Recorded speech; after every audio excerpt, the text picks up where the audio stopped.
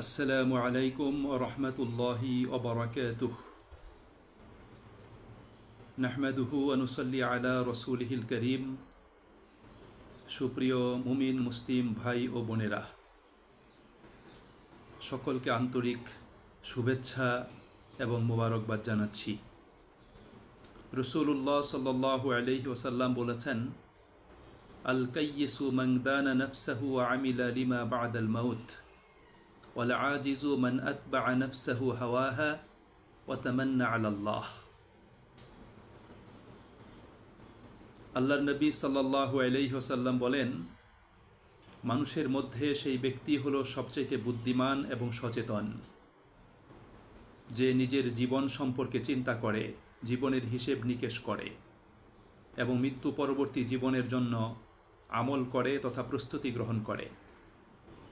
আর নির্বোধ ও বোকা এবং অক্ষম হলো সেই ব্যক্তি, যেই ব্যক্তি নিজের নফসের গোলামি করে তথা নিজের খেয়াল খুশি অনুযায়ী চলে, প্রবৃত্তির অনুসরণ করে, আবার সে আল্লাহ পাকের কাছে কামনা করে। সুপ্রিয় ভাই এবং বোনেরা, নবী করিম সাল্লাল্লাহু আলাইহি ওয়াসাল্লামের কাছে একবার এক ব্যক্তি আসলো, এসে জিজ্ঞাসা করল, ইয়া রাসূলুল্লাহ, মান আকিয়াসুন নাস ওয়া আকরামুন নাস, যে হে আল্লাহর রসুল, মানুষের মধ্যে সবচেয়ে বুদ্ধিমান এবং সচেতন ব্যক্তিকে, সবচেয়ে সম্মান এবং মর্যাদার অধিকারী ব্যক্তিকে? তখন রসুল করিম সাল্লাল্লাহু আলাইহি ওয়াসাল্লাম বললেন, আকসারুহুম যিকরাল লিল মাউত ওয়া আশাদ্দুহুম ইস্তি'দাদান লাহু, মানুষের মধ্যে ওই ব্যক্তি হলো সবচেয়ে মর্যাদাবান এবং সবচেয়ে সচেতন ও বুদ্ধিমান, যে ব্যক্তি মৃত্যুর কথা বেশি বেশি স্মরণ করে এবং মৃত্যু পরবর্তী জীবনের জন্য প্রস্তুতি গ্রহণ করে। সুপ্রিয় ভাই এবং বোনেরা, মানুষের মধ্যে এমন কিছু মানুষ আছে যাদের মধ্যে আমরা মনের দিক থেকে দুই ধরনের আচরণ এবং অবস্থা আমরা লক্ষ্য করে থাকি।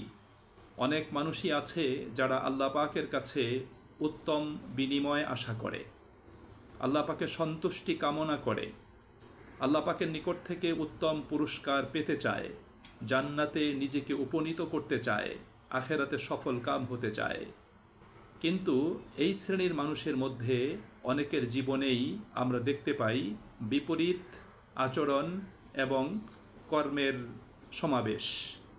তারা আল্লাহ পাকের সন্তুষ্টি চায়, কিন্তু আল্লাহ পাকের সন্তুষ্টির কাজগুলো করে না।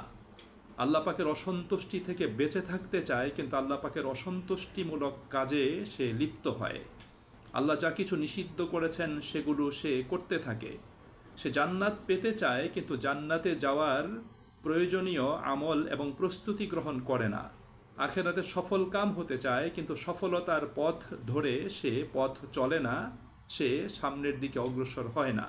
সুতরাং এটা হলো তার জন্য অত্যন্ত একটি নির্বোধের মতো আচরণ এবং তার অবস্থানটা হলো একটি বোকার স্বর্গে বসবাসের মতো।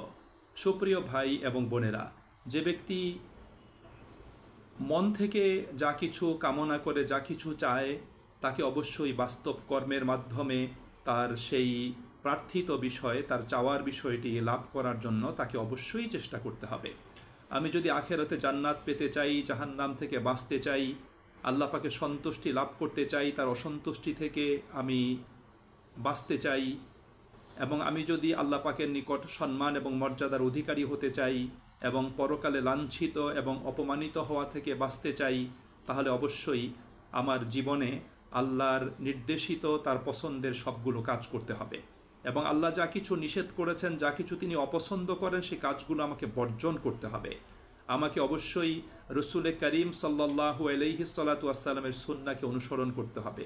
রাসূলের সুন্নাহকে পরিত্যাগ করে, রাসূলের আদর্শকে পরিত্যাগ করে, আল্লাহর হুকুম আহকামগুলো লঙ্ঘন করে নিজের মন মর্জি মতো যদি আমি চলি, তাহলে কখনোই আমি আখেরাতে সফল কাম হতে পারবো না।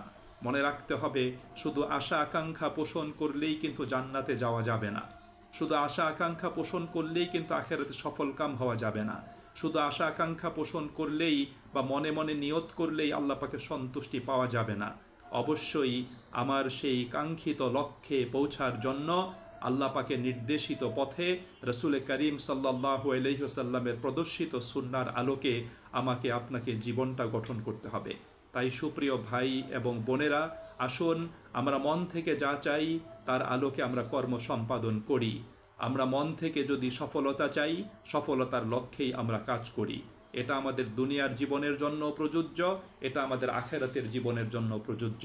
আল্লাহ রাব্বুল আলামিন কোরআনুল কারীমে সূরা সফের ভিতর বলেছেন, ইয়া আইয়ুহাল্লাযীনা আমানু লিমা তাকুলুনা মা লা তাফআলুন, হে মুমিনগণ, তোমরা এমন কথা কেন বলো যে কথা অনুযায়ী তোমরা কার্য সম্পাদন করো না। কাবুরা মাকতান ইনদাল্লাহি আন তাকুলু মা লা তাফআলুন, জেনে রাখো কথা অনুযায়ী কার্য সম্পাদন না করা এটা মহান আল্লাহ পাকের নিকট খুবই জঘন্য অপরাধ হিসাবে বিবেচিত। সুপ্রিয় ভাই এবং বোনেরা, আমরা মুমিন হিসাবে, মুসলিম হিসাবে অবশ্যই আমাদের জীবনের সকল ক্ষেত্র থেকে কর্মবৈসাদৃশ্য পরিহার করতে হবে। আপনার আমার জীবন পদ্ধতি, আপনার আমার কর্ম, আপনার আমার লাইফস্টাইল বলে দিবে আপনার আমার গন্তব্য কোন দিকে, আমাদের জীবনের লক্ষ্য কোন দিকে। গন্তব্য যদি জান্নাতের দিকে হয়, লক্ষ্য যদি জান্নাত এবং আল্লাহ পাকের সন্তুষ্টি পাওয়া হয়, তাহলে অবশ্যই আমাদের সেই লক্ষ্য এবং গন্তব্যের আলোকেই কিন্তু আমাদেরকে কর্ম সম্পাদন করতে হবে, জীবনকে গঠন করতে হবে। আল্লাহ আমাদের সকলকে তৌফিক দান করুন, আল্লাহ আমাদের সকলকে কবুল করুন। ওয়াসসালামু আলাইকুম ওয়া রাহমাতুল্লাহি ওয়া বারাকাতুহু।